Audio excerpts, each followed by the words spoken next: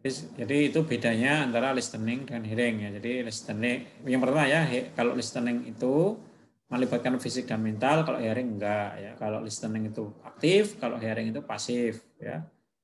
Itu ya, kalau hearing itu tidak memerlukan keterampilan, kalau listening itu memerlukan keterampilan dan sehingga harus dilatih. Ya, itu perbedaannya ya antara listening dan hearing. Nah, kemudian proses-proses listening sekarang ya, prosesnya tadi sudah saya singgung ya. Tapi kalau secara lebih spesifik itu bagaimana ya mengenai listening ini ada 3 hal yang harus kita lakukan kalau kita melakukan listening ya. Kalau tadi kan poin-poinnya ya, kalau ini prosesnya. Ya. Apa itu meringkas ya pertama tadi sudah singgung ya, sudah singgung. Kalau dalam listening itu kita menyiapkan pena ya, kemudian kita meringkas ya, kita meringkas atau merekap ya, gambarnya kita harus merekap atau summarizing. Jadi langkah pertama adalah kita meringkas ya atau summarizing ya. Jadi siapkan pena, kita dengerin dia, kemudian kita ringkas perkataannya tadi. Nah sekali lagi ini perlu dilakukan jika pasien itu mempunyai masalah penyakit yang berat, ya misalnya hipertensi, kemudian apa namanya itu kolesterol, ya, gula, ya itu apa namanya itu perlu sekali ya kita melakukan apa namanya itu meringkas ya. Jadi biar kita paham masalah yang dihadapi pasien. Ya. Nah, kalau ya itu kemudian kemudian yang kedua adalah parafrase ya. Parafrase itu menyampaikan kembali kepada pasien esensi yang baru dikatakan. Ya. Jadi misalnya begini ya, misalnya ada pasien yang bercerita tentang penyakit hipertensi. Ya. Dia pertama kali dia cerita ya, mulai kapan dia terkena hipertensi. Dia cerita, saya mulai terkena hipertensi sejak 3 tahun yang lalu. 3 tahun yang lalu ketika saya sering kalau malam sering nggak tidur ya misalnya karena profesi saya itu mengharuskan saya itu kalau malam nggak tidur ya. Ceritanya gitu awalnya. Kemudian setelah itu ternyata setelah saya ukur tensi ternyata tensi saya itu sampai 180 misalnya. Kan ceritanya panjang itu. Terus setelah itu dia ke dokter kemudian dikasih obat ya. Dikasih amlodipin tapi tensinya masih tinggi dan sebagainya. Kita harus mendengarkan. Ya. Tadi dicatat setelah itu kita melakukan parafrase ya. Kita melakukan parafrase. Kita membaca ringkasan kita ya. Parafrase itu menyampaikan ulang ya, tapi versi kita ya. Jadi apa yang kita sampaikan itu sama enggak dengan apa yang dipahami oleh pasien ya. Gunanya parafrase itu. Jadi dalam proses listening itu hal yang penting adalah setelah kita ngeringkas kita melakukan parafrase kepada pasien ya. Menyampaikan ulang ya. Kalau di sini itu ada ya di sini ya. Jadi melakukan parafrase say it again ya, ini parafrase. Ya. Harusnya di sini ya. Say it again.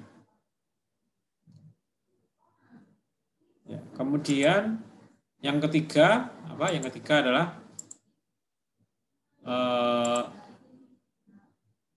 empathic responding, ya menanggapi dengan empathic responding. Setelah parafrase, ya kita ada suatu proses yang dinamakan itu empathic responding. Jadi empathic responding ini lebih banyak melibatkan emosi kita, ya emosi atau empati kita. Ya, merespon. Jadi kalau tadi kan melibatkan kognitif ya, mencatat ya, menyampaikan kembali. Tapi ini adalah lebih banyak sifatnya itu adalah apa namanya itu lebih banyak arahnya itu dia emosi kita ya, lebih banyak di situ ya, perasaan kita ya, melibatkan emosi atau perasaan kita atau sifat empati kita. Nah kemudian ini mengenai empathic responding ini prosesnya bagaimana supaya kita itu benar-benar melakukan proses empathic responding. Nah untuk itu kita harus menghindari hal-hal ini ya. Ada 6 poin ya yang harus kita hindari agar kita bisa melakukan empathic responding dengan baik. Ada 6 ya. Ini saya jelaskan aja ya, nggak usah lihat PPT ya, biar kamu nggak bingung ya. Karena PPT-nya itu bahasa Inggris ya, dan contohnya itu dari dari luar negeri. Pertama, menghakimi. Kita nggak boleh menghakimi. Jadi kita tidak boleh menghakimi pasien, ya, tidak boleh menghakimi dokter, ya, tidak boleh menghakimi perawat, ya. Jadi kalau di rumah sakit kan ada dokter, ada perawat, ada pasien, ya, nggak boleh kita menghakimi. Misalnya ada pasien yang misalnya ada dokter ya, kalau di dalam contoh ini ada dokter yang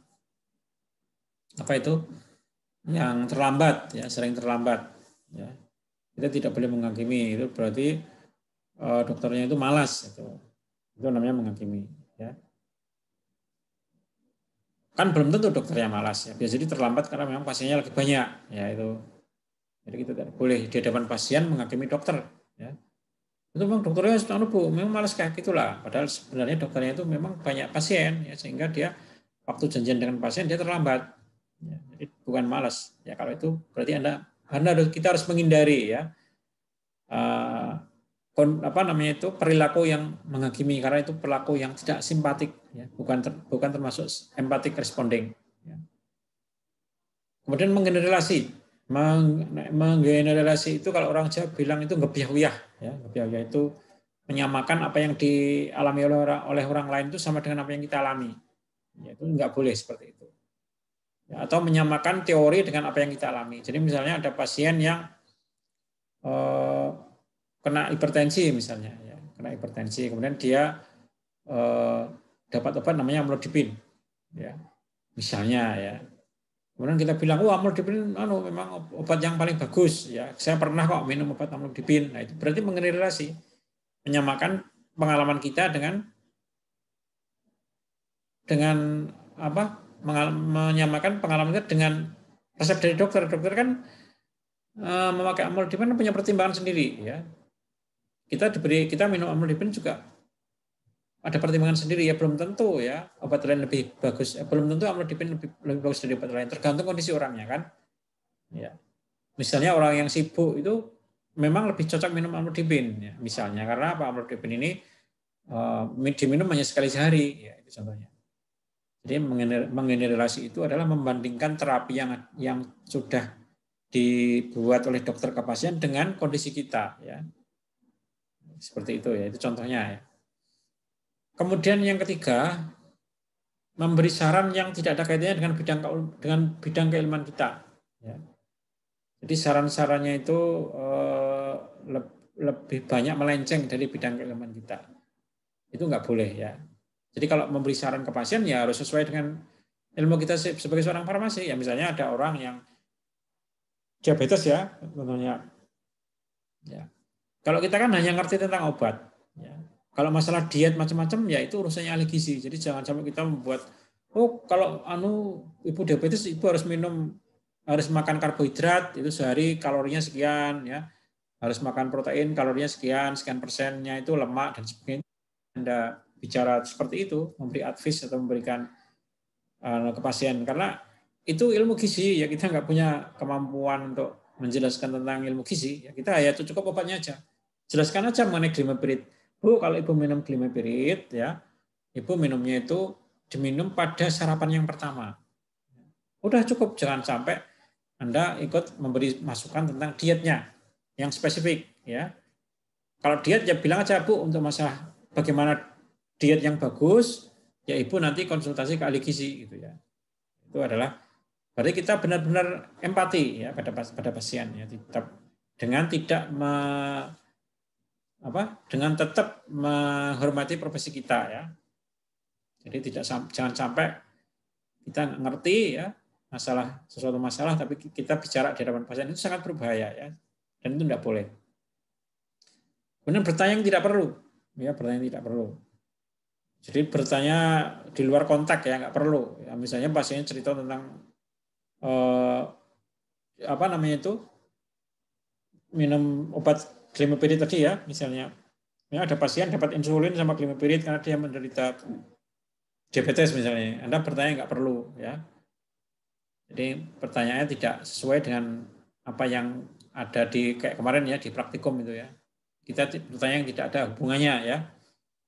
Kemarin ada yang praktikum bertanya tapi nggak ada hubungannya dengan konten praktikum, ya, tidak berhubungan dengan materi praktikum, ya, melenceng dari materi, ya, itu tidak boleh, ya. Misalnya saja begini, contohnya ada orang yang apa namanya itu dapat obat, ya, misalnya obatnya bisolfon lah katakanlah, ya, bisolfon yang isinya itu apa, bromhexin, ya, untuk pengencer darah, ya. Nah, ketika terjadi dialog, dia bertanya tentang apa namanya itu obat batuk misalnya, itu kan tidak relevan, ya, karena bisolfon itu bukan obat batuk, bisolfon itu adalah obat pengencer dahak, ya. Jadi itu tidak relevan, ya, bertanya nggak perlu, ya. Kemudian menenangkan secara salah, ya, jadi ngeneng-ngeneng ini janjinya tidak tepat, ya. Misalnya ada orang yang kena kanker misalnya, ya, ada orang terkena kanker. Ya. Kanker itu kan sebenarnya penyakit terminal, ya, yang nggak bisa disembuhkan, ya. Kemudian Anda ngomong, nanti ibu pasti sembuh kalau disuntik obat ini, ya, mungkin sebulan lagi sembuh, itu berarti kan Anda memberi memberi informasi yang salah, ya. Jadi pasien diberi informasi yang salah, seakan-akan kalau disuntik dengan obat kanker langsung sembuh, ya. Itu pasien mungkin tenang, ya. Tenang, wah iya ya, berarti aku bisa mari, ya. Kalau dikasih itu langsung sebulan langsung sembuh, ya. Itu kan pasien tenang tapi salah anunya. Nanti ketika terjadi hal yang sebaliknya, ya, pasiennya nggak sembuh, itu jadi masalah, ya. Jadi menenangkan secara salah, ya, contohnya itu. Kemudian mengalihkan pembicaraan, ya, mengalihkan pembicaraan itu nyelimur, ya, nyelamur, ya. Jadi nggak boleh, ya. Jadi kalau Anda berdialog dengan pasien, ya, itu jangan